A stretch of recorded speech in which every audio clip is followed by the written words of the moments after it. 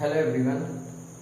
मैं निरहुआ की तरह ये तो नहीं कहता कि मैं भगवान हूँ, मुझसे अच्छा इंटरनल स्ट्रक्चर के बारे में कोई नहीं बता सकता। लेकिन हाँ, अगर आज आप इंटरनल स्ट्रक्चर की क्लास पर ध्यान देंगे तो मैं इतना गारंटी कर सकता हूँ कि आपको अर्थ के इंटरनल स्ट्रक्चर को समझने में कोई भी परेशानी नहीं आएगी। In the previous classes, we have already seen what are the sources based on which internal information about the earth is gained. So today we will be talking about the internal structure of the earth.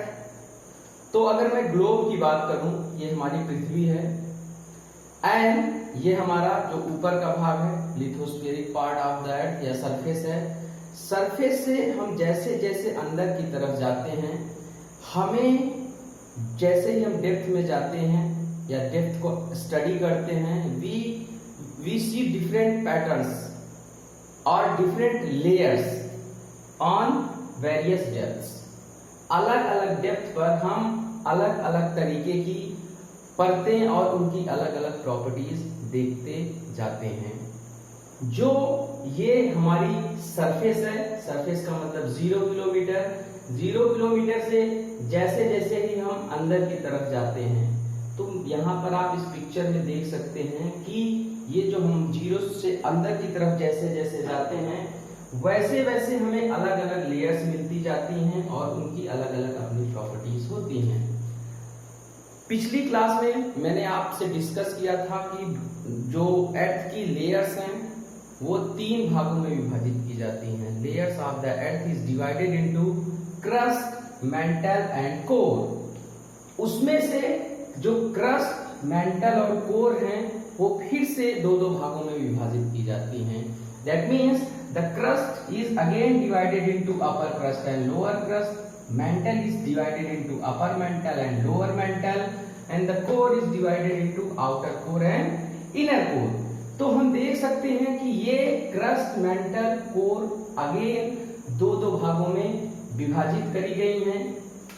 जब हम इस diagram को देखते हैं तो हम ये देखते हैं कि अर्थ जो है वो सरफेस से लेकर के अपना जो कोर है वहां तक कुल मिलाकर के 0 से लेकर के 6371 किलोमीटर की डेप्थ लिए हुए है। दैट, या हम ऐसे भी कह सकते हैं कि जो पृथ्वी की रेडियस है, जो पृथ्वी की त्रिज्या है, वो 6371 किलोमीटर के अराउंड है।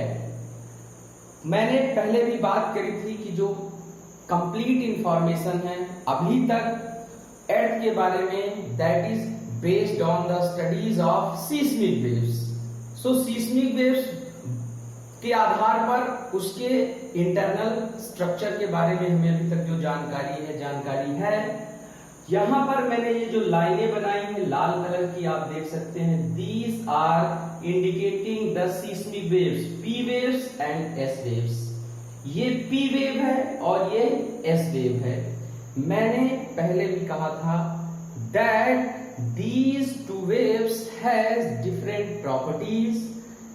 P wave is the wave that passes through all the mediums, but S waves cannot pass through all the mediums.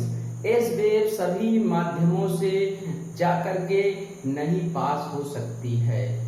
जब हम देखते हैं पृथ्वी की आंतरिक संरचना, जब कहीं पे अर्थक्वेक आता है, अर्थक्वेक के बाद ये दोनों वेव्स जनरेट होती हैं।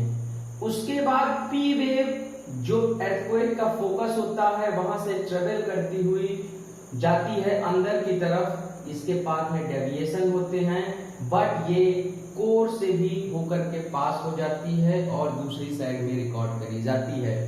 बट ये जो एस वेव्स हैं, S waves can not pass through the liquid medium. तो एस वेव अंदर तो जाती हैं, लेकिन जहां पर लिक्विड मीडियम मिलता है, S wave starts to disappear. तो हमारा जो सीस्मोग्राफ होता है जिसपे ये रिकॉर्ड करी जाती हैं सीस्मिक वेव्स, जब हम उसके आधार पर इनकी स्टडी करते हैं तो हमें एक सर्टेन डेप्थ के बाद जो ये एस वेव्स हैं वो डिसअपियर हो जाती हैं, ऐसा पैटर्न दिखता है। So this indicates that after a certain depth there is a layer which is in liquid state where the S waves disappear. अंदर एक परत तरल अवस्था में है जहां पर एस तरंगे जो हैं वो लुप्त हो जाती हैं।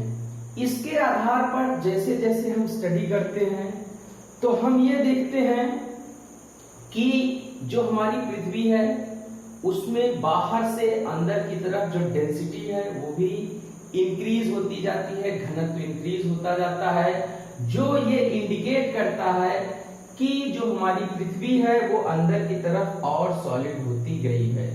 ये इंडिकेट कर रहा है डेंसिटी ऑफ द अर्थ। जो अपर क्रस्ट है वहां पर अर्थ की जो डेंसिटी होती है वो 2.7 होती है। जैसे हम लोअर क्रस्ट की तरफ जाते हैं ये इंक्रीज होती है 3, उसके बाद ये 4.3, 5.5 के अराउंड ये मेंटल के पास होती है और कोर के पास जाते जाते the density tends to increase. तो डेंसिटी जो इंक्रीज हो रही है उसी के हिसाब से जो सीस्मिक वेव्स हैं इनकी वेलोसिटी भी इंक्रीज होती है। वेलोसिटी की इंक्रीज होने पर ही ये डिसाइड किया जाता है, ये डिटरमाइन किया जाता है कि अंदर जो है अंदर की तरफ जो सॉलिडनेस है वो और ज्यादा बढ़ रही है। पी वेव्स की वेलोसिटी एस वेव से अराउंड 40% हायर होती है, जो जा करके जो है वो अर्थ के कोर के पास और बढ़ जाती है और फिर अर्थ के दूसरे पार्ट में रिकॉर्ड करी जाती है। तो कुल मिलाकर के जो बताने का पॉइंट ये है कि पी वेव्स के बेसिस पर हम ये अर्थ की लेयर्स को डिटरमाइन कर सकते हैं। एस वेव्स कुछ डेप्थ तक means up to 2900 kilometre S waves can provide information, but S waves cannot provide information after 2900 kilometer because the outer liquid core starts here where these S waves starts to disappear. तो जब हम इसकी बात करते हैं, अब हम बात करते हैं अर्थ की लेयर्स की, तो जो हमारी अपर क्रस्ट है it is between 0 to 10 kilometer and the lower crust is between 10 to 30 kilometer. कुछ किताबों में ये लिखा हुआ है कि it is between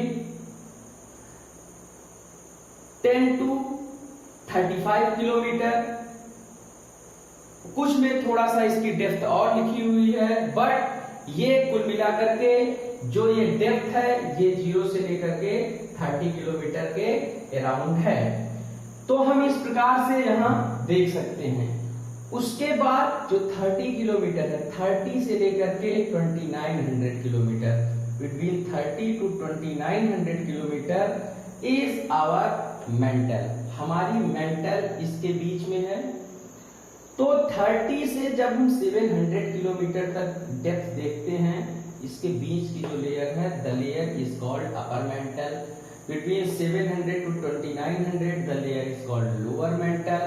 2900 to 5150 it is outer core, and 5150 to 6371 it is inner core. ये जो हमारी दो लेयर्स हैं, एक ये लेयर जो 100 to 200 किलोमीटर के बीच में है which is part of upper mantle is in semi liquid state which is called asthenosphere. ये अर्धतरल अवस्था में है 100 से 200 किलोमीटर के बीच में, जिसको हम एस्थेनोस्फीयर बोलते हैं, हिंदी में इसको कहते हैं दुर्बलता मंडल। ये लेयर बहुत ही ज्यादा महत्वपूर्ण है, इसको हमेशा ध्यान में रखना है। उसके बाद एक और लेयर है जो पूरी तरीके से लिक्विड स्टेट में है, तरल अवस्था में है। ये अर्धतरल अवस्था में है एस्थेनोस्फीयर। ये जो हमारी आउटर कोर है ये तरल अवस्था में है। Outer core is in liquid state, so outer core is between 2900 to 5150 kilometres. It is in liquid state, it is in semi liquid state. इस ये दो जो लेयर्स हैं ये बहुत इंपॉर्टेंट हैं, and there are multiple questions which are asked conceptually from these layers, तो आपको इस लेयर्स के बारे में अच्छे से पढ़ना है, ध्यान में रखना है।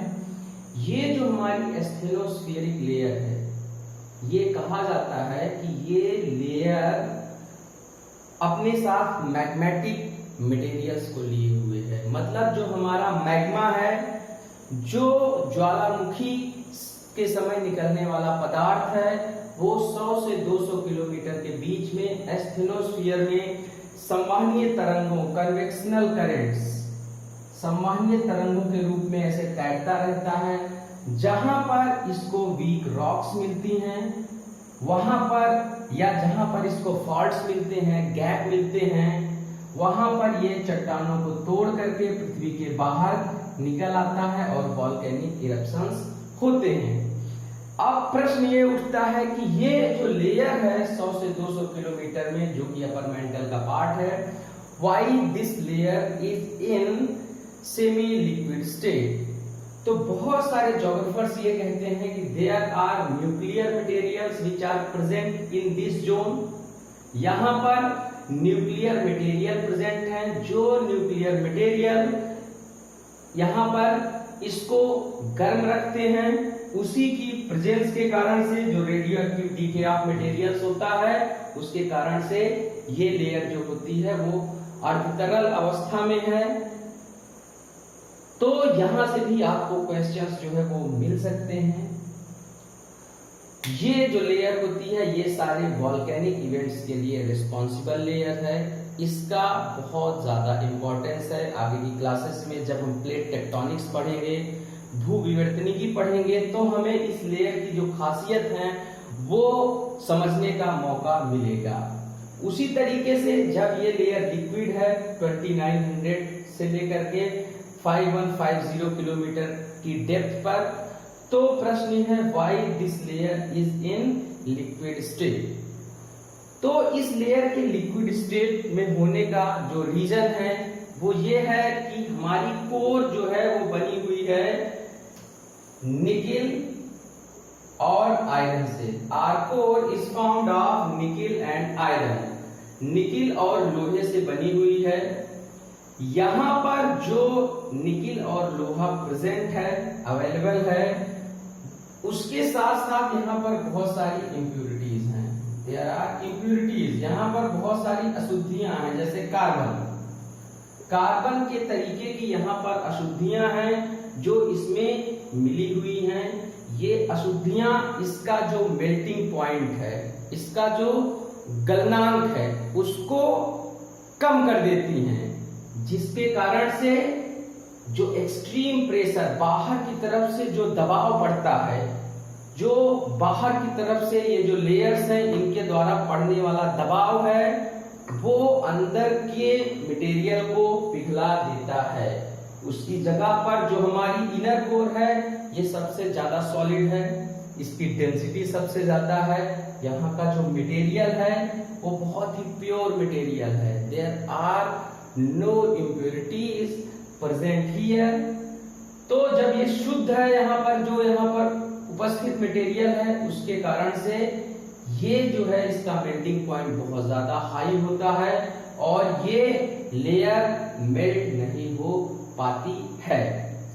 तो हम इस तरीके से देख सकते हैं कि हमारी जो अर्थ है उसकी अलग अलग लेयर्स हैं। उन अलग अलग लेयर्स की अलग अलग प्रॉपर्टीज हैं। हमारे अर्थ के बारे में जो भी इंफॉर्मेशन है वो बेस्ड है बेसिकली पी वेव्स पे। जो प्राथमिक तरंगे हैं, प्राइमरी वेव्स हैं, उनके बेसिस पे है, क्योंकि प्राइमरी वेव जो होती हैं वो पास होती हैं सारे मीडियम से, वो अर्थ के कोर से होकर के पास होती हैं और रिकॉर्ड करी जाती हैं। So study is based on the path traveled by these P waves. There are a defined pattern of layers inside the earth. इन सारी चीजों को हमको ध्यान में रखना है, और अगर ये चीज हमारे ध्यान में रहती है, एस्थेनोस्फीयर हमारे ध्यान में रहता है कि किस से किस डेप्थ के बीच में है, सेमी लिक्विड स्टेट में है, जिसमें मैग्नेटिक मटेरियल फ्लोट करता रहता है, जब जगह मिलती है बाहर निकलता है, तो आगे प्लेट टेक्टोनिक्स पढ़ने में, वोल्केनोज को पढ़ने में हमें बहुत ही ज्यादा हेल्प मिलेगी। So this was all about the internal structure of the earth. कुछ ज्योग्राफर्स ने इन सारी लेयर्स को, जो क्रस्ट, मैंटल और कोर हैं, उनको अलग अलग नाम दिए हैं। जैसे मैं नाम लूं, एक ज्योग्राफर थे स्विस, तो उन्होंने इन्हीं लेयर्स को, क्रस्ट को उन्होंने कहा sial. This layer he called sial because यहाँ पर जो अवेलेबिलिटी ऑफ मटेरियल है वो है silica plus aluminium. Crust is formed of silica and aluminium. Mantle is formed of silica and magnesium. तो उन्होंने बीच की लेयर को, मेंटल को कहा सीमा, और इसको उन्होंने कहा nife because it is formed of nickel and ferium, nickel और आयरन। तो सियाल, सीमा, नीफे, ये 3 लेयर्स बताई गई स्विस के द्वारा। उसी तरीके से इन्हीं 3 लेयर्स को डेली एक ज्योग्राफर थे, उन्होंने कहा outer zone, intermediate zone and central zone. Arthur Holmes जो कि एक ज्योग्राफर थे, उन्होंने इसको 2 लेयर्स में डिवाइड किया, क्रस्ट और सबस्ट्रेटम। क्रस्ट और बाकी लेयर्स को उन्होंने सबस्ट्रेटम कह दिया। उसी तरीके से वॉन डार ग्राट एक ज्योग्राफर थे, उन्होंने भी 3 लेयर्स की बात करी। इन लोगों ने जो बात की थी, जो डिवाइड किया था, वो पी वेव्स की जो सीस्मोलॉजी है उसकी स्टडी के पहले अपने विचार दिए थे, तो अपने अनुभव के आधार पर डिवाइड किया था। तो वॉन डार ग्राट ने इसको 3 पार्ट में डिवाइड किया, lithosphere, pyrosphere and barysphere. The upper layer is lithosphere, this layer is pyrosphere and this layer is barysphere. Lithosphere, pyrosphere और barysphere। तो अलग अलग ज्योग्राफर्स ने इन लेयर्स को अलग अलग नाम दिया, लेकिन जब seismic waves, P waves, S waves के बेसिस पे अर्थ की स्टडी हुई, तो उसके बाद जो लेयर्स को डिवाइड किया गया है वो इस तरीके से डिवाइड किया गया है। और अर्थ के इंटरनल स्ट्रक्चर की स्टडी इस तरीके से की जाती है। टेम्परेचर की हम बात करें तो अंदर जाने पे टेम्परेचर जो है वो बढ़ता जाता है। जो हमारी ये लेयर है जिसको हम स्टेनोस्फीयर बोलते हैं, around the depth of 100 to 200 kilometre, दुर्बलता मंडल जो है, यहाँ का तापमान लगभग कुल मिलाकर के 1500 डिग्री सेंटीग्रेड के अराउंड है। यहाँ 700 के अराउंड तापमान जाकर के 1900 डिग्री सेंटीग्रेड के अराउंड हो जाता है। उसी तरीके से यहाँ पर जब हम 2900 किलोमीटर के अराउंड जाते हैं, so it increases to 3700 degree centigrade. उसके नीचे जब हम 5150 किलोमीटर के आसपास जाते हैं, इसके आसपास का टेम्परेचर 4300 डिग्री सेंटीग्रेड और से लेकर के 4500 डिग्री सेंटीग्रेड के बीच में रहता है। सो temperature of the earth increases inside, density भी जो होती है वो इंक्रीज होती है अंदर की तरफ। ये हमारी पृथ्वी की इंटरनल स्ट्रक्चर के बारे में था। बाकी अभी डिसकंटिन्यूटीज हैं और कुछ सारी प्रॉपर्टीज हैं जिसको हम अगली क्लासेस में डिस्कस करेंगे। Thank you very much.